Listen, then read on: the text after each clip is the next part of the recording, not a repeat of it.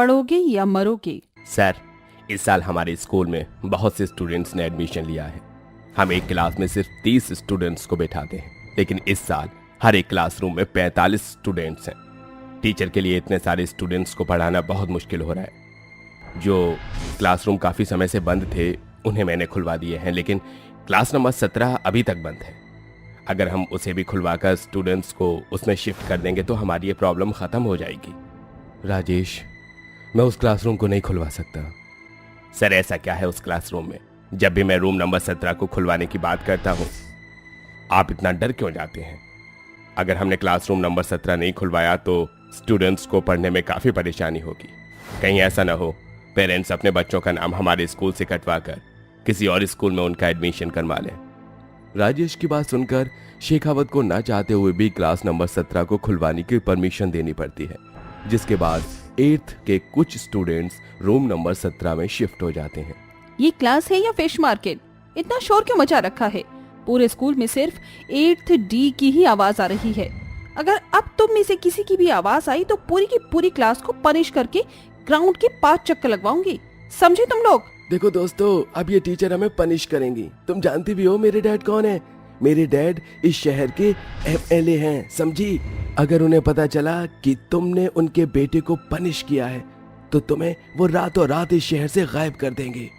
क्या MLA? देखो दे दोस्तों, MLA का नाम सुनकर इस टीचर के कैसे पसीने छूट गए। अब निकल जाओ यहाँ से और दोबारा हमें डिस्टर्ब करने की कोशिश मत करना।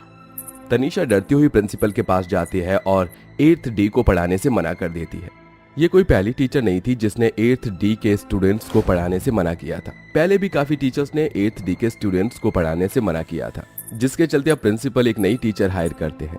मिस, क्या नाम बताया था आपने अपना? जी माया, मेरा नाम माया है। इंटरव्यू देते हुए टीचर जैसे ही अपना नाम माया बताती है तो शेखावत के पसीने छूटने लग जाते हैं। क्या माया? जी सर, लेकिन आपके पसीने क्यों छूट रहे हैं? क्या हुआ आपको? आप ठीक तो हैं? जी मैं ठीक हूँ मिस माया। आपको जो क्लास दी जाएगी वो 8th D है। 8th D के स्टूडेंट्स पूरे स्कूल में सबसे ज्यादा शरारती हैं। आज तक जो भी टीचर्स उन्हें पढ़ाने के लिए गए हैं वो उन्हें 2 दिन से ज्यादा नहीं पढ़ा पाए। सर आप फिक्र मत करिए, आप बस 8th D के बच्चों की सारी रिस्पॉन्सिबिलिटी मुझ पर छोड़ दीजिए।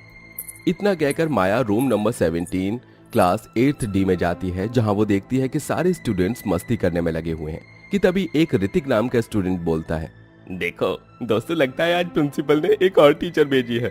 ये बुढ़ा भी ना लगता है किसी दिन पिट पिटाकर मानेगा। और तूने परमिशन ली इस क्लास में एंटर होने की, जो तू हमसे बिना पूछे आ गई। कितने बदतमीज हो तुम स्टूडेंट्स, अपनी टीचर से कोई इस तरह से बात करता है? लेकिन फिक्र मत करो, अब मैं आ गई हूँ ना, अब मैं तुम्हें अच्छे से सुधार दूंगी और ये भी बता दूंगी कि बड़ों से बात कैसे की जाती है। देखो तो जरा, लगता है किसी चींटी के पर निकल आए हैं। अब ये हमें तमीज सिखाएगी, अभी बताता हूँ इसे।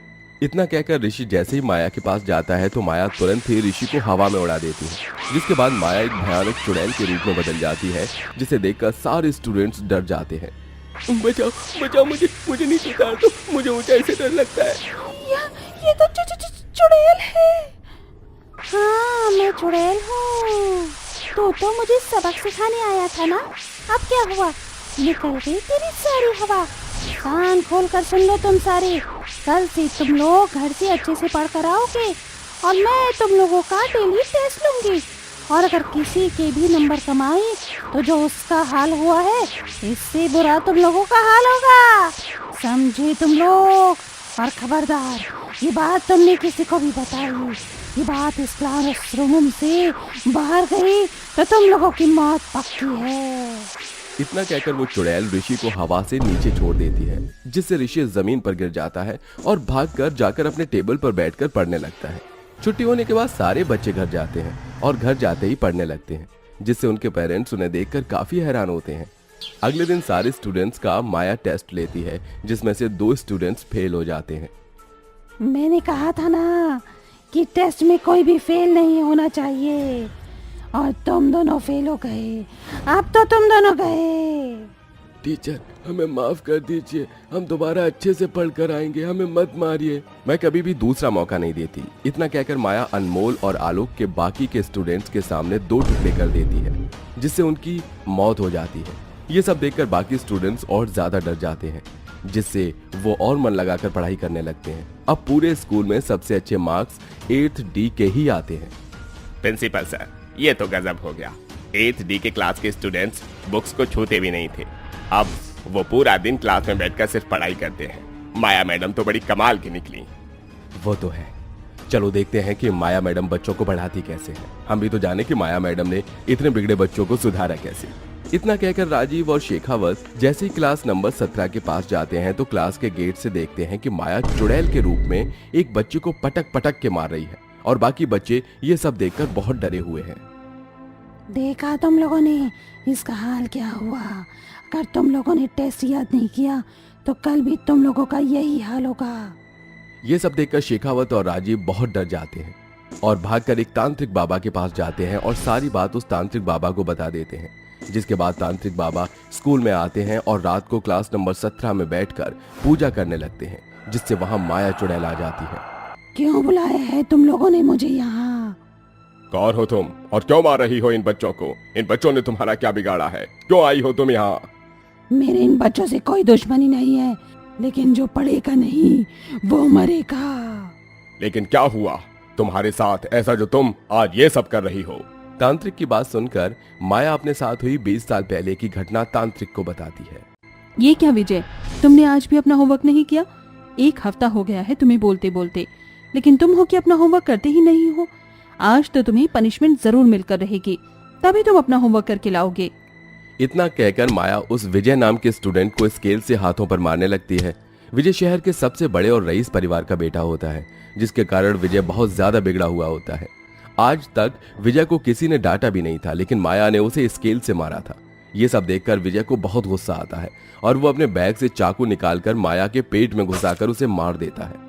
जब यह बात पूरी क्लास में पता लगती है तो विजय के पेरेंट्स शेखावत को काफी मोटी रकम देकर इन सारी चीजों को छुपाने के लिए कहते हैं, और पैसों के चक्कर में शेखावत इस घटना को लोगों से छुपा देता है।